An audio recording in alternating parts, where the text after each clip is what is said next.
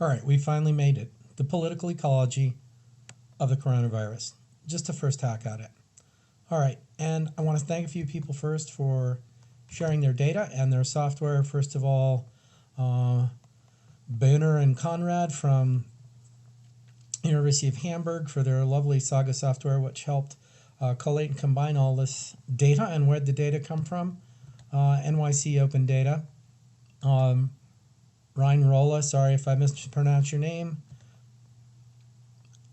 The GeoDAS software from Luke Anselin and his team, wherever they are. I've got Rolla twice there because I wouldn't have been able to do the political side without it. NYC Health for sharing their zip level corona data, and I think we already thanked the Saga people, where we'll do the next version of what we're going to do. So here we are in Saga, and I've put all the data together from these places, which I will make available. This is the last one. This has everything combined. But here we are. We've got Corona. It's in a bunch of zip codes or neighborhoods in New York City. And yeah, there are some little ones down here in some of the islands that I was unable to collate data for, so they don't show up. But here we are. We have a very spatially distributed and distinct locations for the coronavirus. But there's a whole lot of things going on in New York City, and I'm going to try to say busing. Oops. Let's get to maps. Let's go ahead and add the things that might. Hospitals. Well, there are hospitals. There are quite a few hospitals in New York, and we look to see if maybe it was spreading out from hospitals, nurses and doctors going home and spreading it in their neighborhoods, or maybe they didn't live nearby, and doesn't really seem to be any relationship to where their hospitals are. Well, of course, New York City Housing Authority gets blamed for a whole lot of stuff, so let's go ahead and see if those locations, well, maybe we see some Housing Authority. It does seem like there's a few more Housing Authority locations in there, so it could be at subways. It's coming in on the subways. Could be, but there's kind of subways everywhere, so we don't see the subways much in the way of subways or bus stops in the very, very low corona area. So maybe public transportation has something to do with it. Well, the railroad, go along Island Railroad, it does hit a few more places, but we sort of have this whole transportation picture of what's going on, and that's creating express bus stops aren't enough expresses, so you probably won't even see these pop up. And finally, amongst the things that people might gather around or gather towards that might lead to the spread of corona, it's also where they go crap their dogs, live trees. It's going to take a minute because there are a lot of trees in New York. Boom. So, yeah, there are a lot of trees, and somebody went around with GPSs and took all the species and stuff like that. Thank you. Thank you, New York. But there are a lot of trees in most places, and so we are going to look at maybe that trees as an aggregator of people had an impact. We have nursing homes, and I think that's all that I decided to look at. There are quite a few other things that you could choose to look at. I also have the voting behavior for the 2016 primary. I would have used the 2016 general election, but that doesn't allow us to sort of pull the Bernie bros out because they weren't there. So, no offense, but maybe being a Bernie bro leads to greater social distancing. When you see the Bernie t-shirt on, you don't want to talk politics, you just walk away. Keeps that 6-foot distance there. Go Bernie 2024. All right, so this is what we did, and then I used the lovely geoprocessing tools here in terms of shapes, and this is nice. You can go through and you can count your points in your polygon. You can go to tables and you can join attributes from other tables. You can go to the tools over here and look up spatial join, and so you can do some spatial joins to do polygon attribute averaging. Saga is really great for doing this.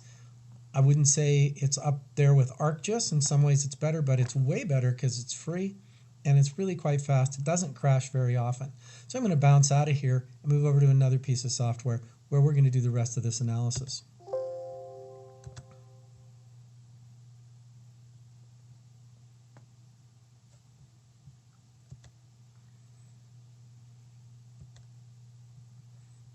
So we installed and downloaded downloaded and installed in that order the lovely GeoDaw software, which is where we're going to do some visualization and some analysis.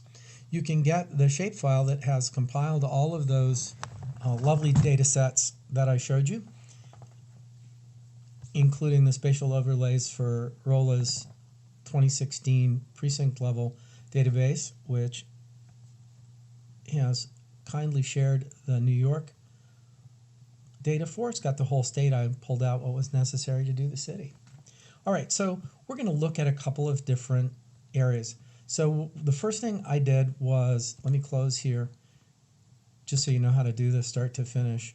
So I went and I opened up the NYC zip polygon shapes.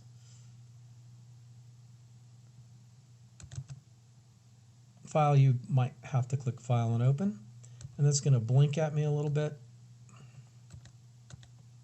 and there we go. So we can see if this gives us similar things. We're going to go to Explore, and we're going to go to Map. We'll do a quantile map.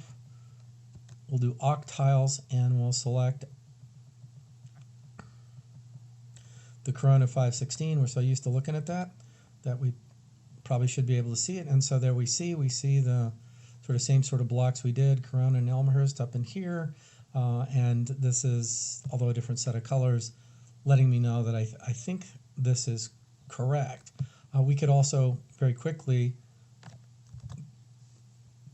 go to a map, create another map. We'll do another octile map, and we'll go down and we'll look at the percent.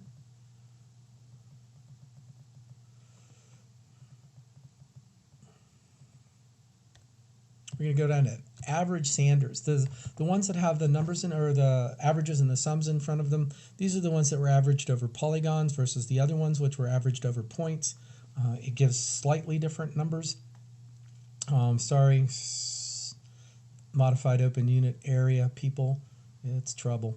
All right, so we're going to say OK, and we look at our Sanders voters. We pull that over, and it looks like, well, it looks like we have lots of Sanders voters where there's not a whole lot of Corona going on. So we think that's probably negative. All right, so we think there's probably a negative association there. And we can do that here.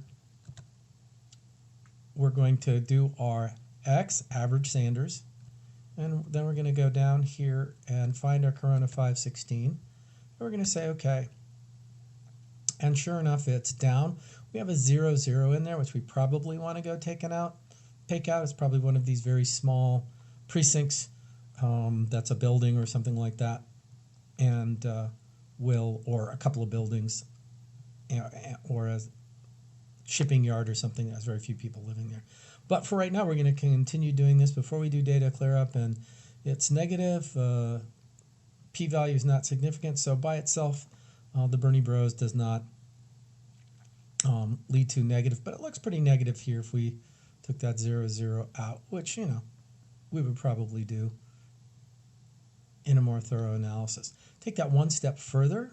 We can go ahead and look at, here we're going to start off, and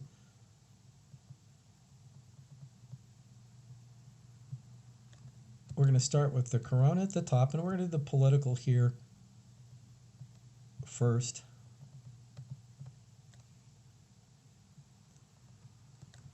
Put in Clinton, Sanders, Cruz, and Trump. And then I'm going to look at my scatter plot matrix, make it a little bigger so I can see the numbers there. And I'm going to start off with my Corona and go across. And it turns out that we look at this, Clinton was up but not significant, Sanders down but not significant. Cruz was up and significant. That might have something to do with a couple of Hispanic neighborhoods pulling it up. And then Trump, there's no relationship whatsoever. So we can see these that in the political leanings have a little bit but not a lot to do with the spread of the corona in this bivariate relationship. We'll look at these in a multivariate relationship in a little bit, but we're going to do that again. But now we're going to look at a few other things. Let's look at the transportation. And again, we're going to start off with the corona, and then we're going to do buses, LIR, New York subways. Did I miss anything?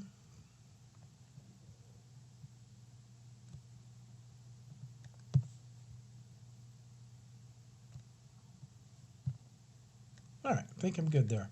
So again, here's another part of the political ecology, and we look at corona and we see, okay, so a little bit of bust, but it might be an outlier. We look at the LIR, no relationship. Subways, yeah, there's a little bit. There's a little bit of an upward trend and significant. So maybe there are some really bad subway stops, but in general, it looks like the whole group there shifts up. So we might have a transportation related in sort of the transportation part of our political ecology. Let's step over here and then look at a few other aggregating features.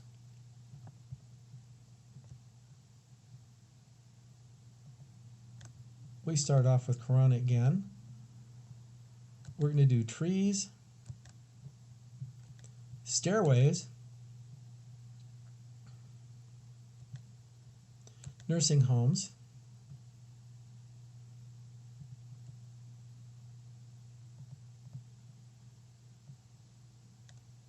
and come over here and have a look at that. All right, so we start off with corona again, and it's very strong relationship with trees. So maybe parks or people hanging out near trees or walking their dogs and talking while the dogs are dumping. Maybe that's significant. We also see stair halls being significant. People hang out in stairways and the NYCHA. So the more stairways you have, stairways and hallways to hang out in, those are transfer areas for corona, at least theoretically. And we do see a positive and significant relationship there. We also do see with the number of nursing homes and nursing beds, those have been clearly identified as outbreak areas. So this is starting to play out. The data is starting to play out sort of along the ways of what we've seen in the news. And then we're going to look at a few different communities.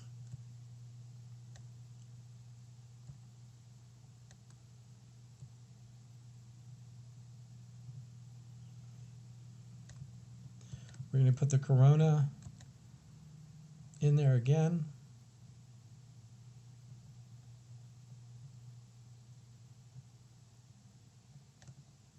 We're going to put median age because we think it's important. We're going to put the percent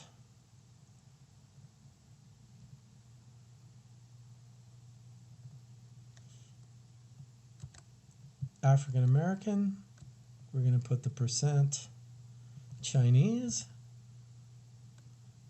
That has been thrown out there. And then the percent Hispanic. These have been thrown out there as factors that highly affect the spread of this or have been associated with it, whether they affect the spread of it or not. Maybe lucky, unlucky. But that's it. So we're tossing that out there. And we're going to go over and look at this. And sure enough, what we saw in the news